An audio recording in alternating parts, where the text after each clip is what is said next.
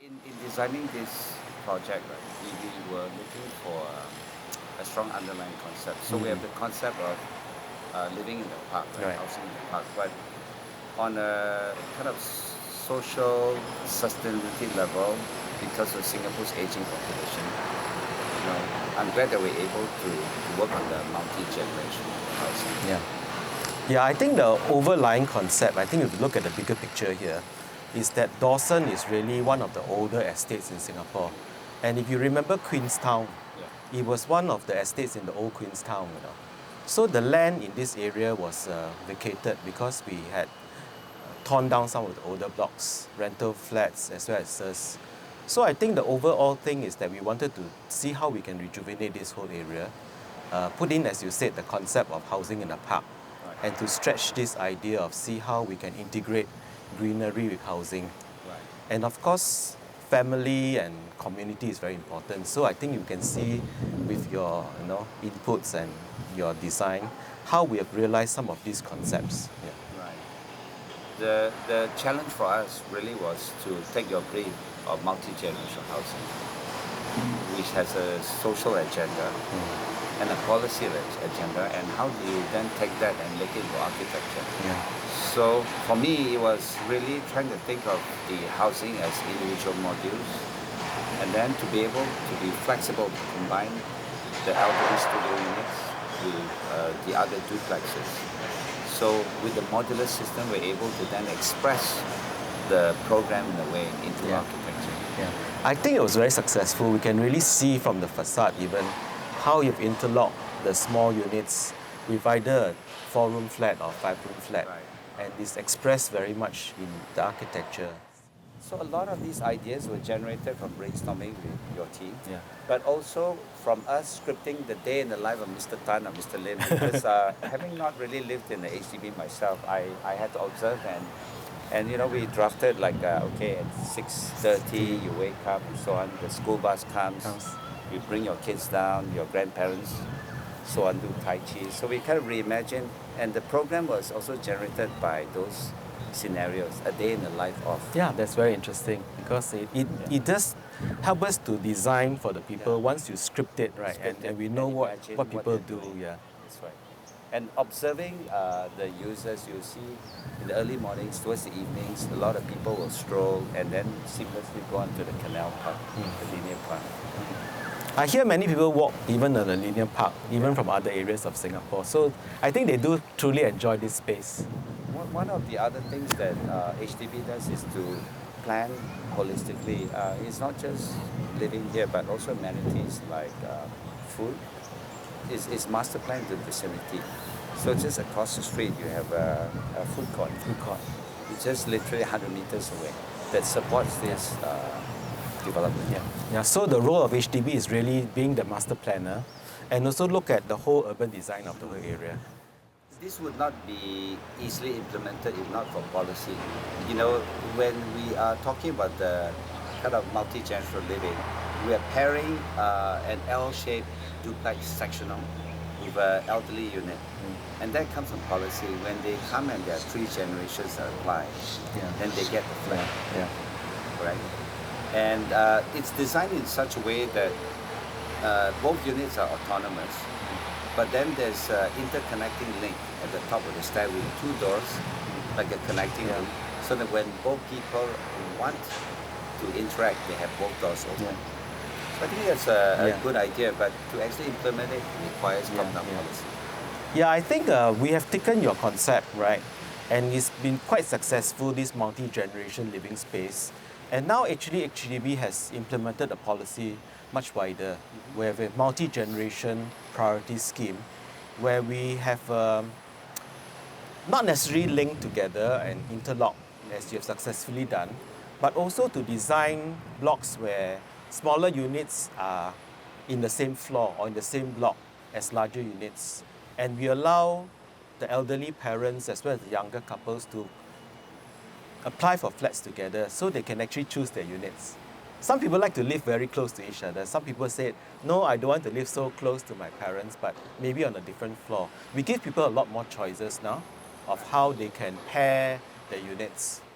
Once we had the concept of using the modules to express the tower, the other big idea that we had was really re-looking at car parking, right? Yeah. And in this case, we have kind of centralized the car parking into a long linear block that becomes actually this kind of roof garden, communal roof garden that links each of the blocks together. Yeah. And on the side of this car park block, I think using the landscape to tear it down. So the idea now becomes the car park is a hill block, a small hill. And then with these modules that are stacked around, the landscape then becomes a communal area that ties the street. Yeah. I think it's successful because we wanted this housing in the park, right? And I think the way you interpreted it was that there are different layers of green, and even the car park itself becomes another layer of green. And the idea of community as well, because the car park now also becomes a community space. Right. HDB's mission is not just building housing, right? It is also to create a whole environment, and the main thing is that we're building for the people. And our people are of all, generations, old people, young people, even people from outside. And we don't want to have a fenced development. So I think you realize that, the whole of the Dawson area, we don't have fence. And the Alexandra Canal actually links everybody together. And this is part of a bigger picture of how you provide the fit spaces for the people. And I think people enjoy coming to this project, even they're from outside, right, to enjoy the spaces here as well. I think when we first visited the site, we realized that this former canal, which is a linear park, was a big part of the context. So we wanted to just take the park seamlessly and then take it over the car park and down on the other side. So in essence, we're bringing the park up to the fourth level and then further up to the Skyterrace. So the idea of the housing in the park is really pushed through, not just horizontally, but also vertically. Yeah, and I think we can see many layers of green. The ground plane, where you have a large lawn for people to use, as well as the car park itself becomes a very green, iconic sort of a building. As well as if we look up, the many of these sky decks where also there's greenery on the upper levels. Car park is an important component in public housing. It used to be surface car park, and then it became a standalone block. I think over here, the car park becomes a spine that integrates all the tower block.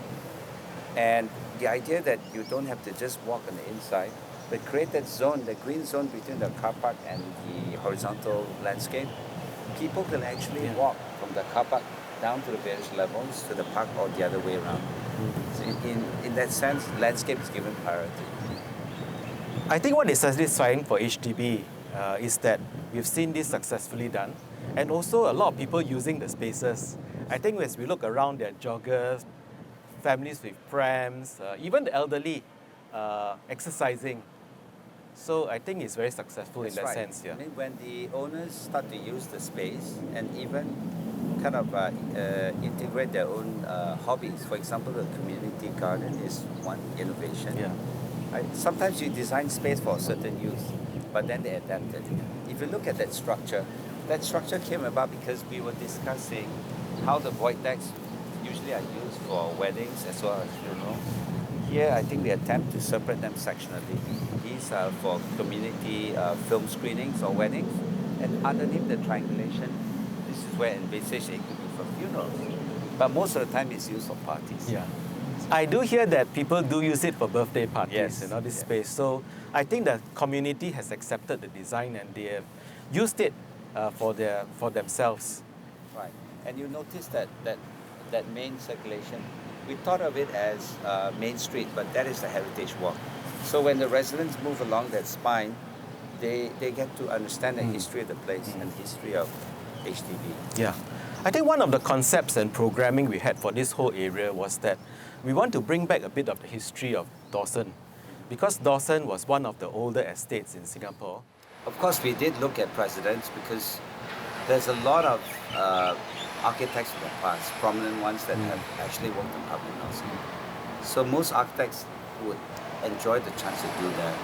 And the idea of the modularity and idea of housing actually, was well studied by Le Corbusier Okay. in the Marseille, in the Unité block. The idea that the plasticity of space, you're able to create a new type of living and to put all the amenities in one block. So we have taken that very idea and kind of turned it sideways. Instead of over interlocking on the cross section, we put it to the longitudinal section. And then we have teased it apart for ventilation. So we have taken the idea of a precedent and adapted it to a tropical climate. So this is also a sustainable project, right? We have drip irrigation with solar panels to drive all the lighting in the common area. LED-free paints, the bioswales, rainwater harvesting. So in many ways, I think it's one of the most interesting housing projects we've done. In that case, also this project won several international awards. Because it's beyond just housing. There's an overarching social agenda. In many ways, it is truly green. The rainwater harvesting, the bioswales, all these were truly implemented. It's not just greenwashing. I mean, there are projects where we say it's sustainable and green. But I think in this project, we really did push the limits. I think when you talk about the bioswale, we also have this idea of creating biodiversity in this area.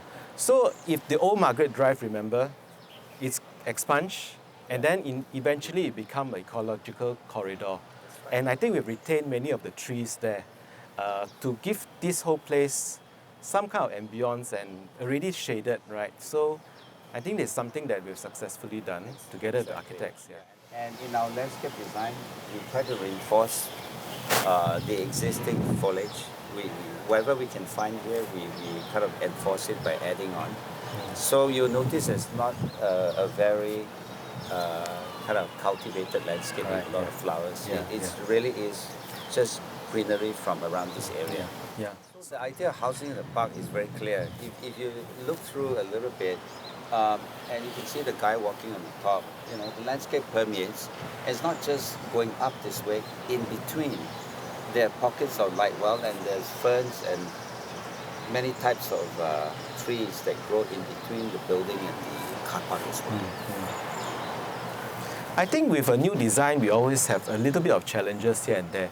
I think the sky terraces was something that's new, right? We had to fabricate it and lift it up to create these sky terraces. But I think the result is quite successful. Exactly.